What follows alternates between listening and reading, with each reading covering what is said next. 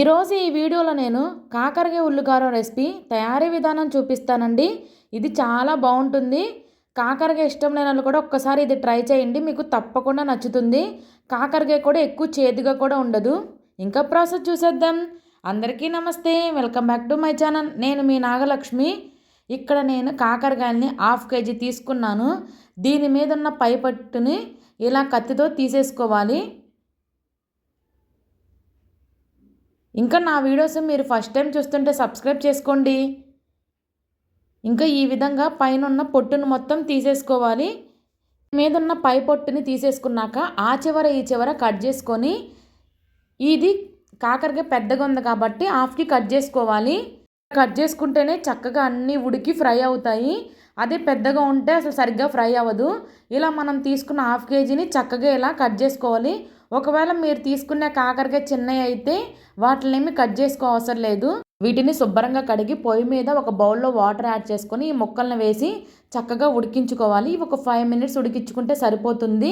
ఇలా ఉడికించడం వల్ల మనం ఫ్రై చేసినప్పుడు చక్కగా లోపల వరకు వేగుతాయి, పచ్చివాసన కూడా ఉండవు. ఇంక ఇది ఉడికేలోపు మనం దీంట్లో వేసుకోవడానికి పేస్ట్ని రెడీ చేసుకుందాం. ఇక్కడ 1/2 kg కాబట్టి నేను 4 ఆనియన్స్ని తీసుకొని ఇలా కట్ చేసుకున్నాను. వీటిని మిక్సీ జార్లో వేసుకోవాలి. అలానే ఇందులో 1 టేబుల్ స్పూన్ జీలకర్రని, అలానే రుచికి సరిపడినంత సాల్ట్ని, అలానే రుచికి సరిపడినంత కారాన్ని యాడ్ చేసుకోవాలి. వీటన్నిటిని చక్కగా ఈ విధంగా పేస్ట్ లాగా మిక్సీ పట్టుకోవాలి. ఇంకా కాకరకాయలు కూడా చక్కగా ఉడికిపోయినవి. వీటన్నిటిని ఒక ప్లేట్లోకి తీసేసుకోవాలి. అలానే నా వీడియోస్ మీకు నచ్చితే ఒక్క లైక్ చేయండి. ఇంకా ఇవి ఒక 2 minutes అలా వదిలేస్తే చల్లారిపోతాయి. తర్వాత పొయ్యి మీద ఇలా ఒక కళాయిని పెట్టుకొని దానిలో ఆయిల్ వేసుకోవాలి.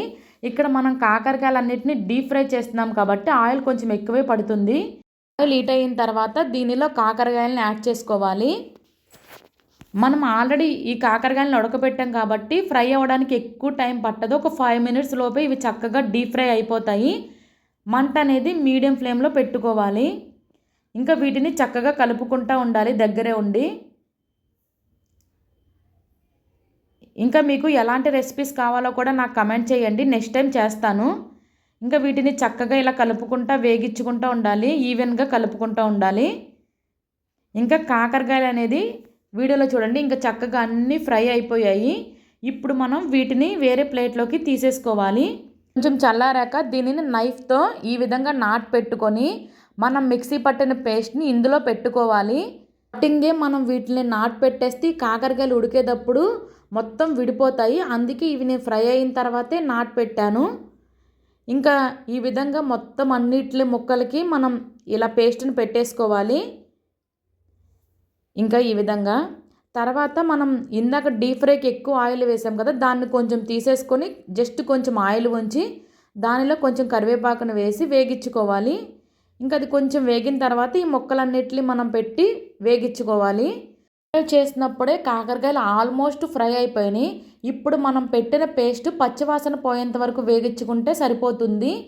ఈ కాకరకాయ ఫ్రై కొంచెం ప్రాసెస్ ఎక్కువైనా టేస్ట్ మాత్రం చాలా బాగుంటుంది. కాకరకాయ కర్రీ ఇష్టం లేని వాళ్ళకి కూడా ఇట్లా చేసి పెట్టండి, చాలా ఇష్టంగా తింటారు. ఎవరైతే మీ ఫ్రెండ్స్లో కాకరకాయ అంటే ఇష్టం ఉంటుందో వాళ్ళకి ఈ వీడియోని షేర్ చేయండి, వాళ్ళకి తప్పకుండా నచ్చుతుంది.